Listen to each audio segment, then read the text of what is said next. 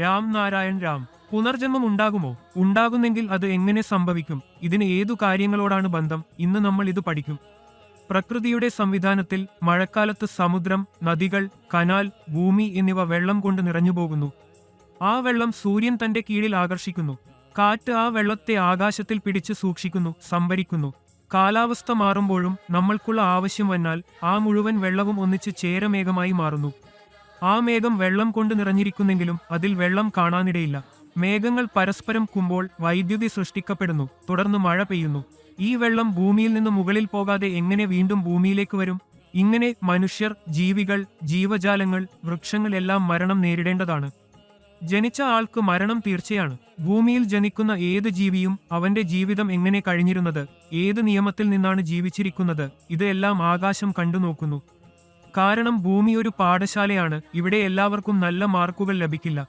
ഇവിടെ പരീക്ഷകൾ വിജയകരമായി ഫലപ്രദമായി ഉത്തരം നൽകുന്നവർ മാത്രമേ ആകാശത്തിൽ നല്ല മാർക്കുകൾ നേടുന്നുള്ളൂ. കാരണം ആകാശം എല്ലാം തന്നെയാണ്. ആകാശം തന്നെയാണ് ആദിമാനുഷിക വേദത്തിന്റെ മുഴുവൻ ഗ്രന്ഥം. ഈ ഗ്രന്ഥം യഥാർത്ഥ ഗ്രന്ഥമാണ്. മനുഷ്യനോ അതിജീവിതമോ ചെയ്തിട്ടില്ല. ഈ ഗ്രന്ഥത്തിൽ അനേകം പേജുകൾ ഉണ്ട്. അവയുടേതാണ് അനേകം നക്ഷത്രങ്ങളും ഗ്രഹങ്ങളുമാണ്. ഓരോ ഗ്രഹ നക്ഷത്രത്തിനും പഞ്ചഭൂതങ്ങൾ ഉൾപ്പെടുന്നു. ഈ നക്ഷത്രങ്ങൾ എല്ലാം പഞ്ചഭൂതങ്ങളാൽ തന്നെയാണ് രൂപീകരിച്ചിരിക്കുന്നത്. അതിൽ വെള്ളം, ഊർജം, വായു എല്ലാം ഉൾപ്പെടുന്നു. ഇവയുടെ ശക്തിയാൽ പ്രകൃതി രൂപപ്പെട്ടതാണ്. ഞങ്ങളെല്ലാം അതിൽ നിന്നാണ് രൂപപ്പെട്ടത്. ഇവയുടെ ഊർജത്താൽ നമ്മുടെ മനസ്സും ബോധവും വിവേകം രൂപപ്പെട്ടതാണ്. ഇത് ജീവിതം സൈരിക്കാൻ ശരിയായ മാർഗം നൽകുന്നു.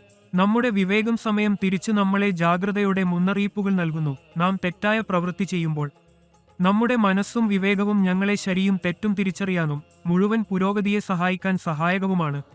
ആകാശത്ത് അനേകം നക്ഷത്രങ്ങൾ, സൂര്യൻ, ഗ്രഹങ്ങളുണ്ട്. ഭൂമിയിൽ ജീവിക്കുന്ന മനുഷ്യൻ ഇവയുടെ എണ്ണം എത്ര എന്ന് പറയാമോ?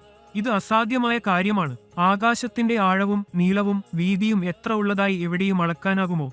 നമ്മൾ വെറും അണുങ്ങളാണ്. ഇവയെ എണ്ണുകയോ അളക്കുകയോ ചെയ്യാനാകില്ല. അതിനാൽ ആകാശത്ത് അനേകം നക്ഷത്രങ്ങൾ, ഗ്രഹങ്ങൾ, നക്ഷത്രങ്ങൾ സൃഷ്ടിച്ചതും രൂപീകരിച്ചതും എല്ലാം ആകാശത്തിലാണ്. മനുഷ്യനോ അതിജീവിതമോ ഈ രചനയിൽ പങ്കാളിയില്ല. ആകാശം ഉണ്ടാക്കുന്നത് ആരും ചെയ്തിട്ടില്ല. അത് ഉണ്ടായിരുന്നു, ഇപ്പോഴും ഉണ്ടാക്കപ്പെട്ടിരിക്കുന്നു, അത് എന്നും നിലനിൽക്കുന്നു. ആകാശം തന്നെ ദൈവം, അല്ലാഹു, ഗോഡ് ആണ്. ആകാശം തന്നെയാണ് എല്ലാം. അതാണ് സർവശക്തിമാൻ. ആകാശം പരാജയം പ്രകടിപ്പിച്ചു. ഞാൻ സൃഷ്ടിയോടൊപ്പം തുടരാനാണ് ആഗ്രഹിക്കുന്നത്. ഞാൻ തന്നെ പല രൂപങ്ങളിലായി കാണാനാണ് ആഗ്രഹിക്കുന്നത്.